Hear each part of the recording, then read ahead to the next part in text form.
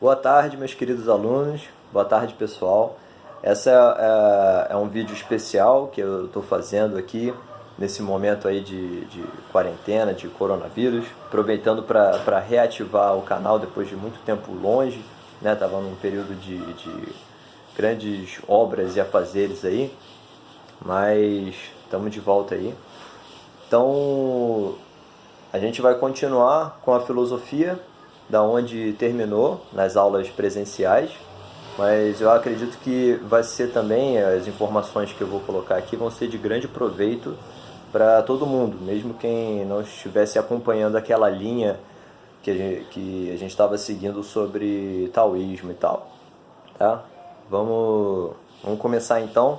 Para quem já conhece, né, um dos últimos assuntos que a gente conversou foi sobre mapas mentais, então fiz o meu mapinha aqui, não sei se dá para ver direito, né, como um guia.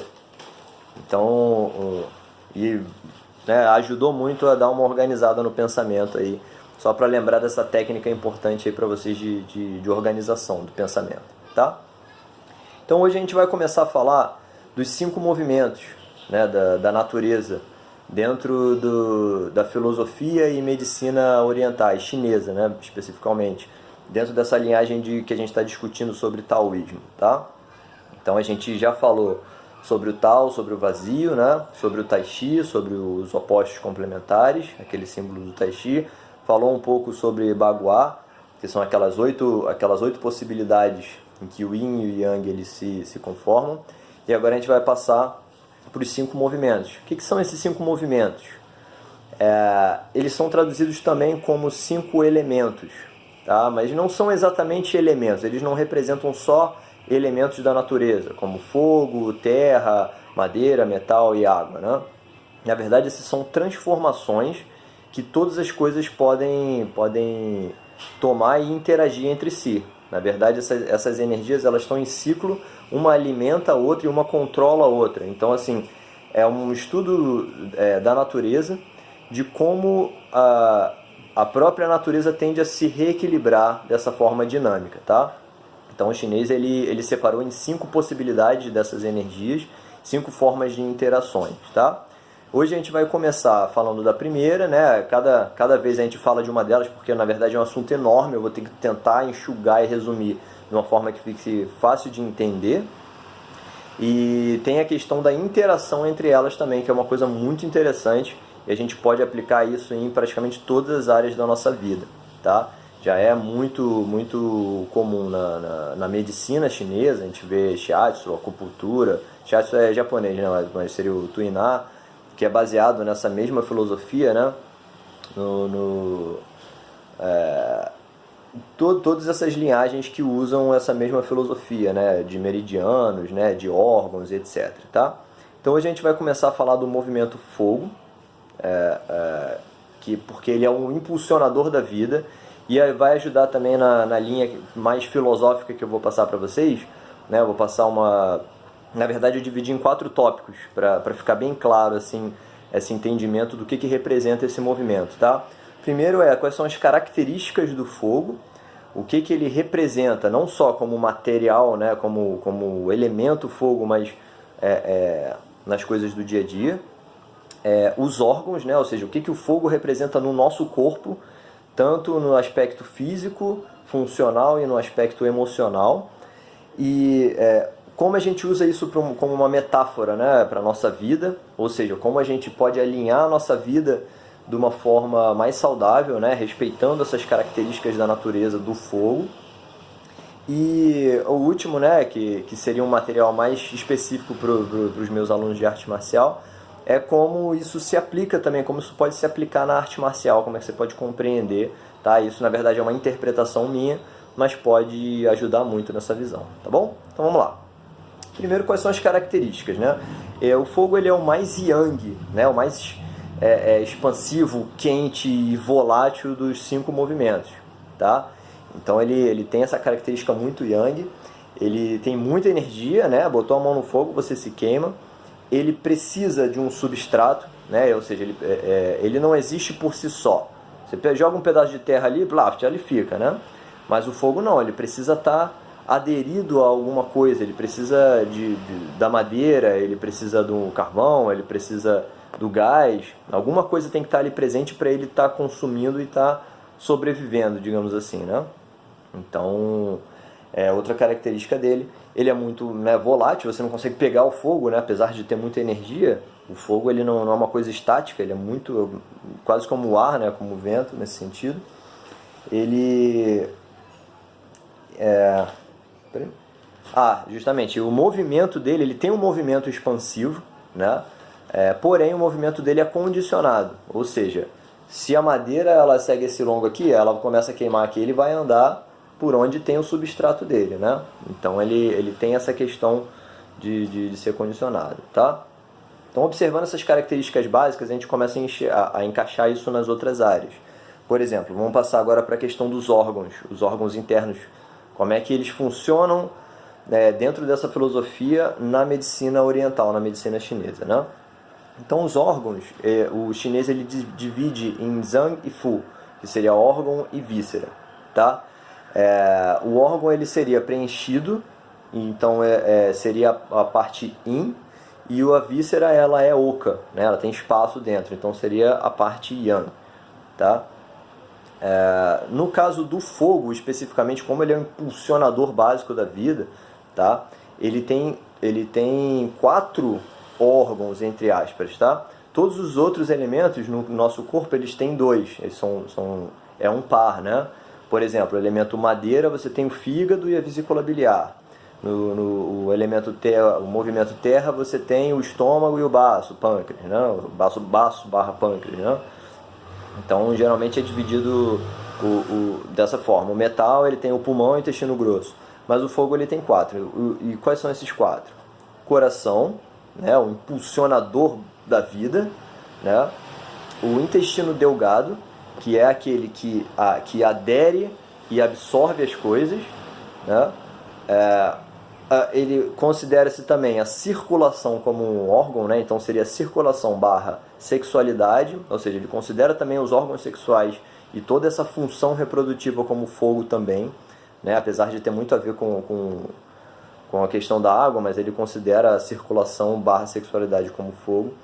E o triplo aquecedor, que na verdade não chega a ser um órgão físico, né? Palpável, é como se fosse uma espécie são como se fossem 3 órgãos meio que etéreos, que regulam a temperatura do corpo em 3 regiões diferentes, né?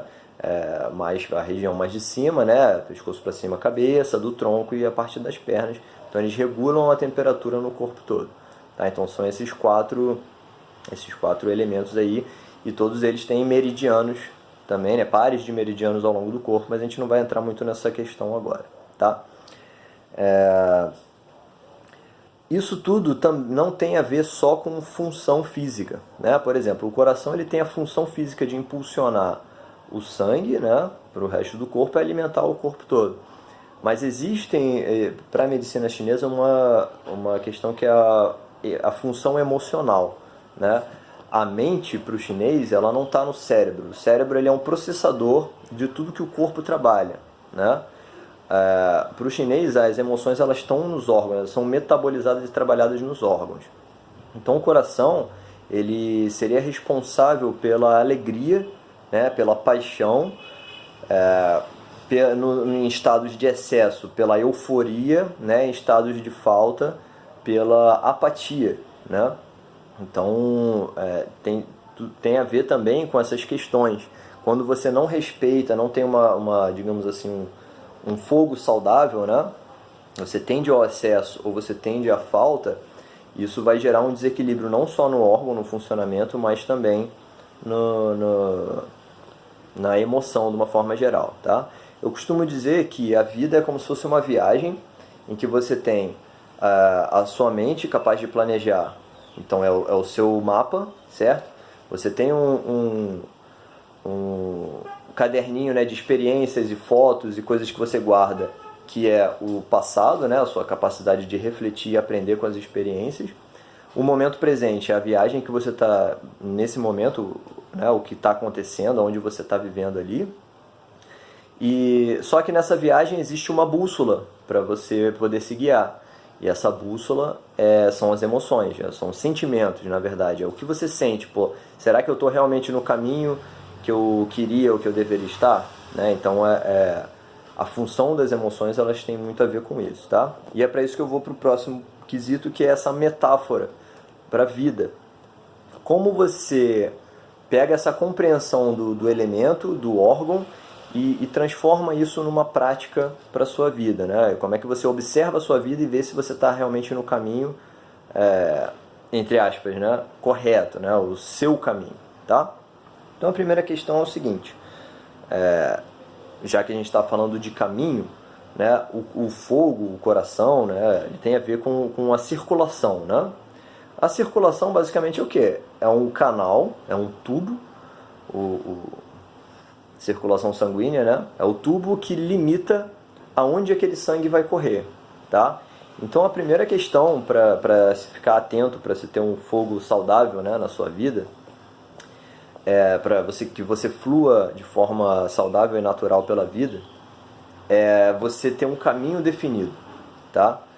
Então quando você não tem um caminho, você não tem um objetivo ou algo que você queira construir, algo que você queira vivenciar, né? Você simplesmente fica solto, o seu caminho se perde.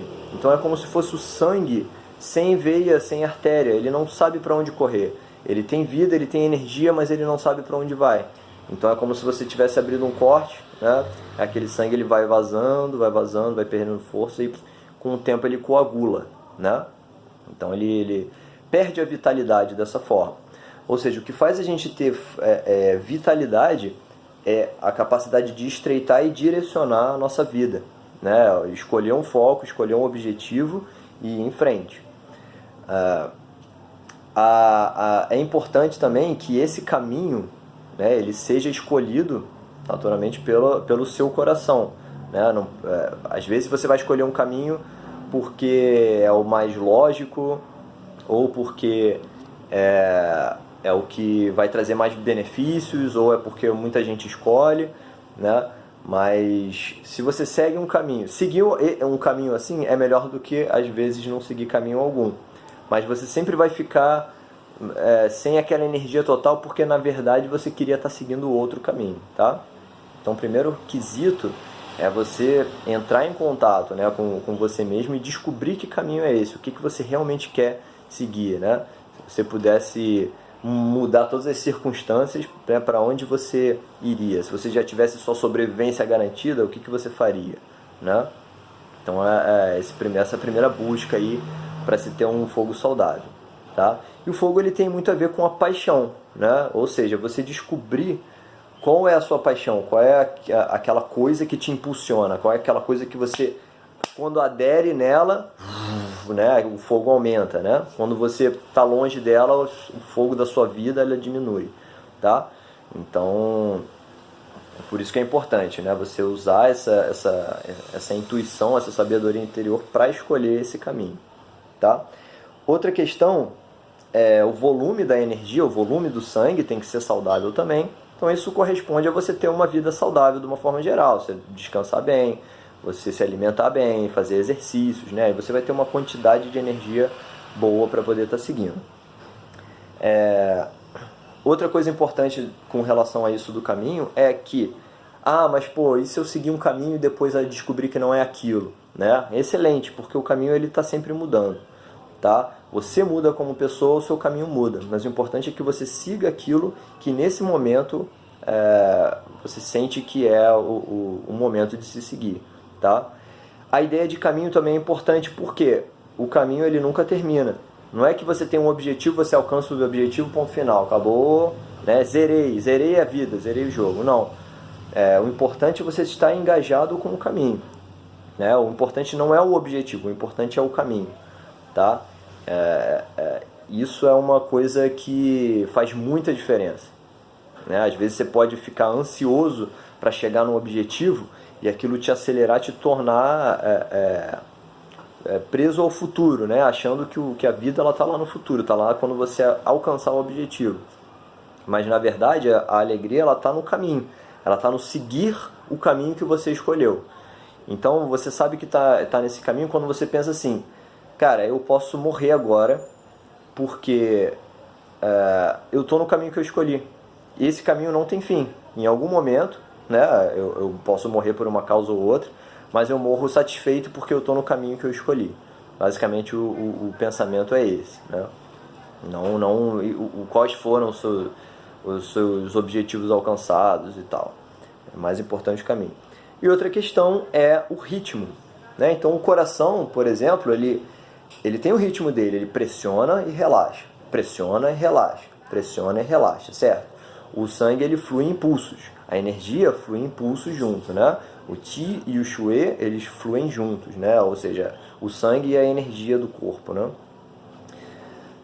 Então isso significa o quê? É importante a gente ter uma paixão, a gente ter uma direção, a gente ter um caminho, mas é importante também seguir um fluxo natural. Você saber quando é o momento de ir atrás daquele objetivo, de fazer força, de fazer exercício, de aprender mais, e quando é o momento de descansar, né?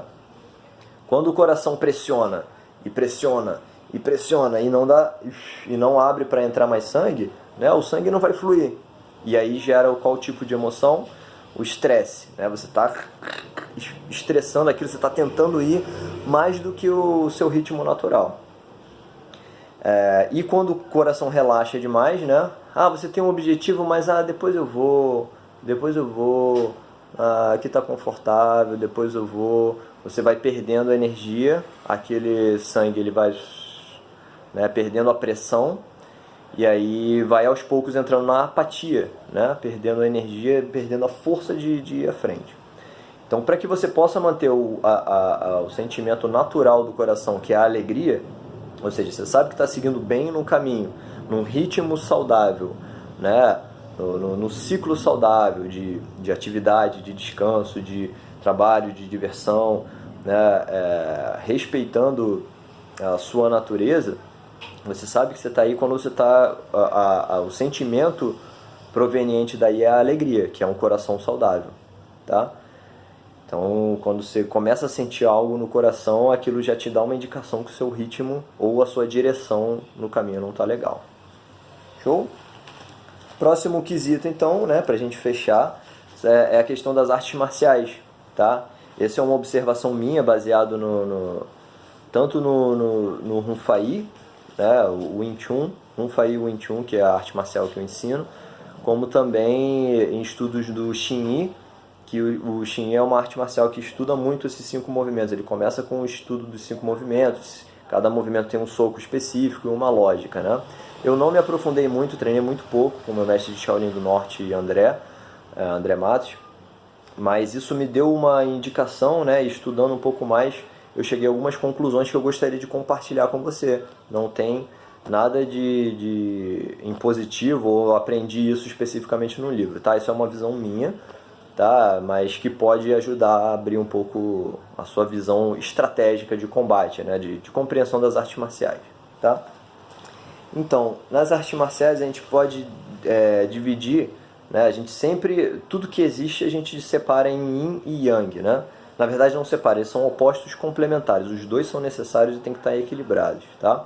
Então a gente pode pensar em ataque e defesa, né? Movimentos mais agressivos e movimentos mais defensivos, movimentos que misturam as duas coisas, né? Na verdade, um dos ditados do Shaolin é que você ataca ao defender e defende ao atacar. Ou seja, não tem aquela ideia de só ataque, de só defesa, né? A ideia é que você consiga equilibrar e misturar esses dois elementos o tempo todo. Porém, existem momentos, né, que você está um pouco mais para o ataque, um pouco mais para a defesa, tá? Então, essa é a questão do equilíbrio. No caso do movimento fogo, qual é a questão específica do fogo? Para o ataque, mais para o ataque, a gente pega uma característica dele que é a explosão, certo? É o avançar, explodir, certo? O que isso significa? A explosão ela vai em várias direções diferentes, né? Ela não é uma coisa muito linear, né? Então ela tem essa questão expansiva, ela avança só que em expansão, tá? E em seguida, o que o fogo faz? Adere, né? Como a gente já viu, uma das características dele é ter um substrato e aderir, né? Então essa capacidade de pegar uma coisa e colar nela e ficar ali queimando, certo? Então são as duas características que a gente vai observar nas artes marciais. Então, por exemplo, no ataque, a gente pode considerar como uma natureza de fogo quando existem movimentos simultâneos, por exemplo, chute e soco simultâneos, quando tem uma defesa e um ataque simultâneos. Quem conhece o Hunfai, por exemplo, um Biu-Da, né, é um movimento explosivo que ele parte em direções diferentes, né, mas a energia dele é expansiva, explosiva. E movimento, todo tipo de movimento que usa forças simultâneas em direções diferentes. Por exemplo, se eu avanço meu corpo na diagonal e eu dou um swing, né, socando por cima, né, socando reto aqui, o meu corpo está indo para a diagonal, o meu soco está indo reto. Então é a mesma natureza explosiva, tá? Então é um dos exemplos, né, do que seria um ataque com essa natureza expansiva de fogo. E o que seria a natureza defensiva? É o aderir, né? Então é a sua capacidade de colar, de encostar e sentir o que o oponente vai fazer, né? Então, dentro do Wing Chun, por exemplo, seria o Tisao, né? A capacidade de colar, de encostar o braço, né? Encostar alguma parte do corpo no oponente e a partir dali ter uma percepção do que ele vai fazer, poder guiar a energia dele para poder atacar, e todo esse tipo de manobra, tá bom? Deixa eu ver. E justamente essa aderência, né? O ideal é que ela te dê uma posição confortável e te dê uma sensibilidade do que o oponente vai fazer. Então esses seriam os elementos, né, meio ataque e defesa dos dois, tá? Só que esses elementos isolados, né, eles são interessantes, né? Isso tem uma natureza de fogo, né? Mas como é que eu lido com isso, né? Como é que eu lido com alguém que parte para cima com essa natureza de fogo? E quando eu devo usar esse tipo de natureza de fogo? Aí a gente vai ter que estudar todos os outros, né? Para estudar os ciclos, né? O que gera o quê? Por exemplo, o fogo ele gera terra, né? Então a gente vê essa coisa da aderência, ele ajuda muito a agarrar. A terra já tem essa coisa de agarre e a coisa da sequência, né? E quem vence o fogo? Né? A água. Então é a capacidade de redirecionar essa energia, né, que está explodindo, que está vindo para cima, para se aproveitar dela. E aí vão vários outros exemplos, a gente vai ver isso mais na interação entre eles, tá? Ou seja, é um pensamento estratégico de perceber, como é que esse oponente se movimenta, como é que eu posso reagir a ele de forma mais inteligente e como é que eu posso migrar de uma coisa para outra. Eu fiz um ataque de certa forma, qual é a forma mais eficiente que eu posso continuar esse movimento de ataque ou migrar para uma defesa. Show? Espero que tenha dado para entender aí. Qualquer dúvida, né, é só mandar. Espero que ajude de alguma forma. Tá bom? Muito obrigado. Até a próxima.